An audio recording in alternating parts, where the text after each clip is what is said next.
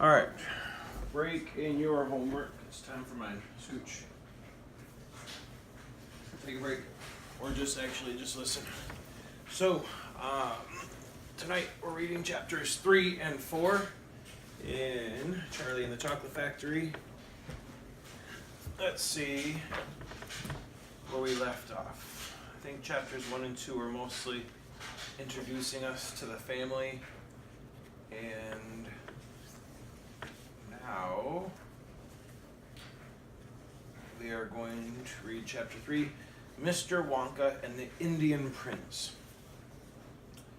Prince Pondicherry wrote a letter to Mr. Willy Wonka, said Grandpa Joe, and asked him to come all the way to India to build him a colossal palace entirely out of chocolate. Did Mr. Wonka do it, Grandpa? He did indeed, and what a palace it was! It had 100 rooms, and everything was made of entire, either dark or light chocolate. The bricks were chocolate, and the cement holding them together was chocolate, and the windows were chocolate, and all the walls and ceilings were made of chocolate.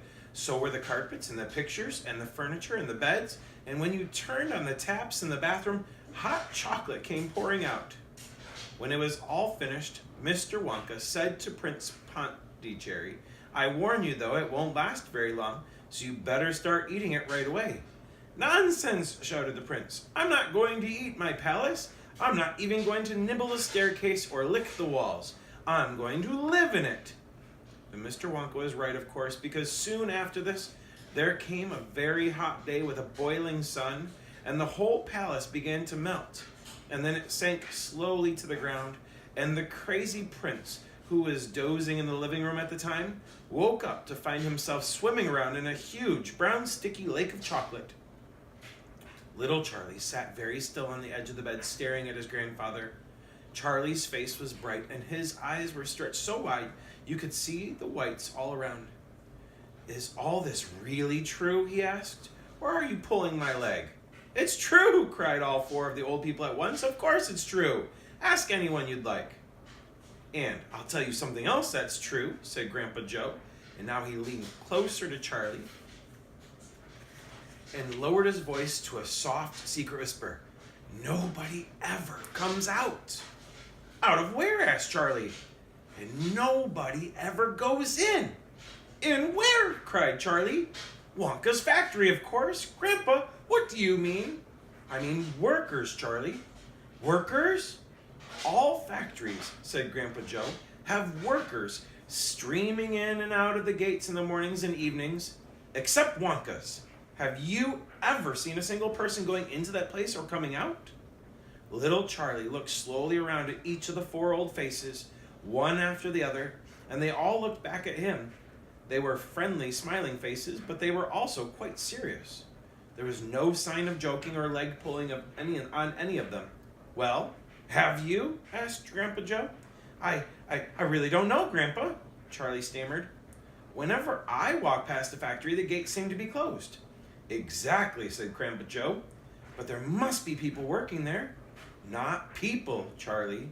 Not ordinary people, anyway." "Then who?" cried Charlie. "Aha! That's it, you see. That's another of Mr. Willy Wonka's clevernesses." "Charlie, dear," Mrs. Bucket called out from where she was standing by the door, "it's time for bed.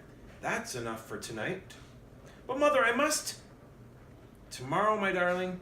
"That's right," said Grandpa Joe. "I'll tell you the rest of it tomorrow evening." Chapter 4 is called The Secret Workers. The next evening, Grandpa Joe went on with his story.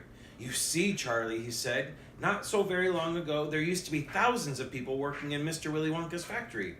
Then, one day, all of a sudden, Mr. Wonka had to ask every single one of them to leave, to go home, to never come back." "But why?" asked Charlie. "Because of spies." "Spies?" "Yes. All the other chocolate makers, you see, had begun to grow jealous of the wonderful candies that Mr. Wonka was making, and they started sending in spies to steal his secret recipes. The spies took jobs in Wonka factory, pretending that they were ordinary workers, and while they were there, each one of them found out exactly how a certain special thing was made." "And did they go back to their own factories and tell?" asked Charlie. "They must have," answered Grandpa Joe, "because soon after that, Fickle Grubber's factory started making an ice cream that would never melt, even in the hottest sun. Then, Mr. Prodnose's factory came out with a chewing gum that never lost its flavor, however much you chewed it. And then, Mr. Slugworth's factory began making candy balloons that you could blow up to huge sizes before you popped them with a pin and gobbled them up. And so on and so on. And Mr. Willy Wonka tore his beard and shouted, "This is terrible! I shall be ruined! There are spies everywhere! I shall have to close the factory." But he didn't do that, Charlie said. Oh yes, he did. He told all the workers that he was sorry, but they would have to go home. Then he shut the main gates and fastened them with a chain. And suddenly Wonka's giant chocolate factory became silent and deserted. The chimneys stopped smoking, the machines stopped whirring, and from then on, not a single chocolate or candy was made. Not a soul went in or out, and even Mr. Willy Wonka himself disappeared completely. Months and months went by, Grandpa Joe went on, but still the factory remained closed. And everybody said, poor Mr. Wonka, he was so nice, and he made such marvelous things. But he's finished now, it's all over. Then something astonishing happened. One day, early in the morning, thin columns of white smoke were seen to be coming out of the tops of the tall chimneys of the factory. People in the town stopped and stared. "What's going on?" they cried. "Someone's lit the furnaces."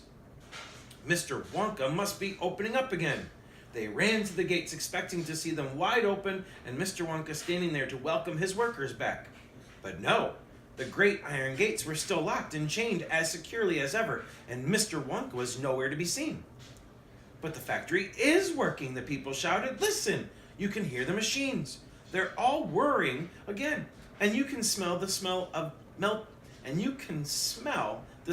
melting chocolate in the air." Grandpa Joe leaned forward and laid a long, bony finger on Charlie's knee, and he said softly, "But most mysterious of all, Charlie, were the shadows in the windows of the factory. The people standing on the street outside could see small, dark shadows moving about behind the frosted glass windows." "Shadows of whom?" said Charlie quickly. That's exactly what everybody else wanted to know. "The place is full of workers," the people shouted, "but nobody's gone in. The gates are locked. It's crazy. Nobody ever comes out either." But there was no question at all, said Grandpa Joe, that the factory was running, and it's gone on running ever since for these last 10 years. What's more, the chocolates and candies it's been turning out have become more fantastic and delicious all the time. And of course now, when Mr. Wonka invents some new and wonderful candy, neither Mr. Fickle Grubber, nor Mr. Prodnose, nor Mr. Slugworth, nor anybody else is able to copy it. No spies can go into the factory to find out how it is made. "But Grandpa, who," cried Charlie, "who is Mr. Wonka using to do all the work in the factory?" "Nobody knows, Charlie." "But that's absurd! Hasn't someone asked Mr. Wonka?" "No one sees him anymore. He never comes out. The only things that come out of that place are chocolates and candies. They come out through a special trap door in the wall, all packed and addressed, and they are picked up every day by the post office trucks." "But Grandpa, what sort of people are they that work in there?"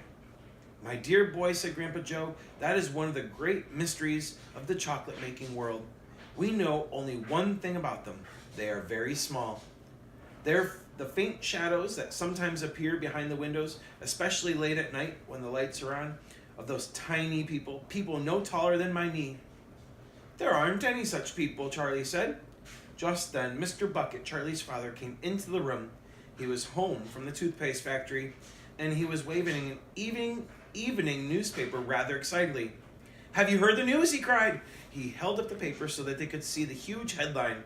The headline said, "Wonka Factory to be opened at last to the lucky few." Chapter 5 is called The Golden Tickets, and we'll have to read that tomorrow. All right, I hope you enjoyed it. Seems like a good book so far. What do you guys think? Yes. Good. All right. Yeah. See you guys next time.